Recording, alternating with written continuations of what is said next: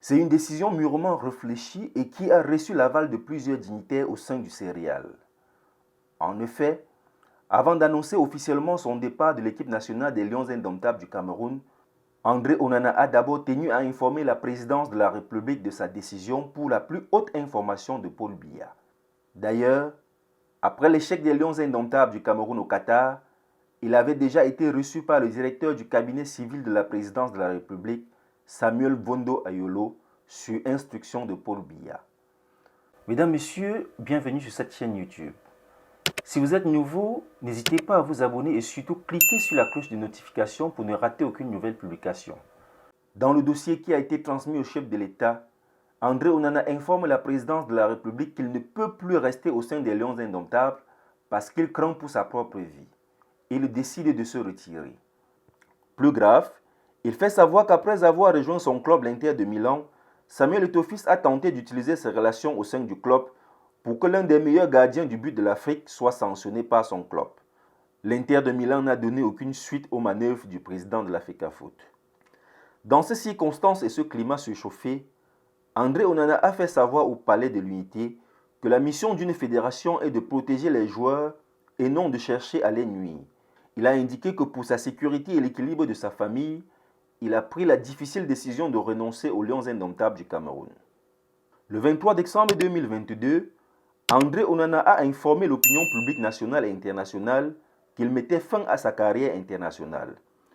Le gardien de but de l'Inter de Milan ne portera plus jamais les couleurs du Cameroun.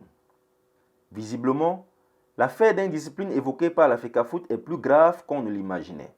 Sur le réseau social Twitter, André Onana a laissé un texte pour dire au revoir au sélectionneur.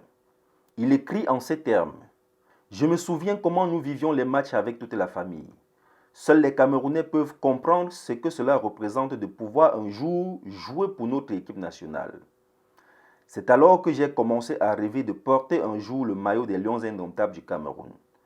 Ainsi, après d'interminables heures d'entraînement, d'interminables voyages et beaucoup de persévérance, je peux dire avec fierté que j'ai réalisé mon grand rêve. Cependant, toute histoire, aussi belle qu'elle soit, a une fin. Et mon histoire au sein de l'équipe nationale du Cameroun a pris fin.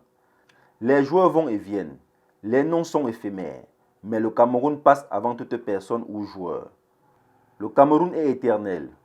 Aussi éternel est mon amour pour l'équipe nationale et pour notre peuple qui a toujours soutenu, quelle que soit la difficulté du moment. Mon sentiment ne changera jamais. Mon cœur camerounais continuera de battre et où que j'aille, je me battrai pour porter mon pays le plus haut possible. À présent, je vais continuer, comme le font les plus de 27 millions de Camerounais à chaque match, à suivre et supporter notre équipe de l'extérieur. Je ne peux que remercier tous ceux qui m'ont fait confiance et qui ont cru que je pouvais apporter un plus et une contribution à cette équipe. La nation d'abord et pour toujours. » Voici donc une retraite anticipée pour un jeune talent camerounais qui va continuer pourtant de briller et de servir aux côtés des personnes qui savent conserver les valeurs et les potentiels. Si jusqu'ici les cas Kylian Mbappé, l'un des auteurs de la victoire de la France en 2018 à la Coupe du Monde en Russie, soulier d'or au Mondial Qatar 2022 avec 8 buts, et qui actuellement est sur le toit de la France et du monde avec une performance à nul autre pareil en 2 Coupes du Monde, il a marqué 12 buts, alors qu'il vient tout juste d'avoir 24 ans, juste pour rappel. Et Aurélien Tchouaméni, finaliste malheureux à la récente Coupe du Monde Qatar 2022 avec l'équipe de France, Brel Embolo pour la Suisse, le tueur des Lions indomptables au premier match du Cameroun au Mondial Qatar 2022, n'ont pas fait bouger les méninges des dirigeants de la FECAFOOT.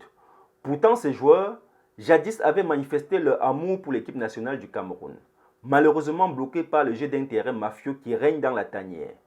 Le Cameroun, à défaut de tuer les talents, les chasse. Elles sont nombreuses, ces stars dans le monde du sport en général, qui sont d'origine camerounaise, mais qui ont hissé les drapeaux de la France, de la Suisse, des États-Unis et bien d'autres sur le toit du monde. Leur pays d'origine ne les ayant pas appréciés à leur juste talent ou leur ayant demandé des pots de vin afin de les intégrer dans des effectifs. Quelle tristesse, quelle honte.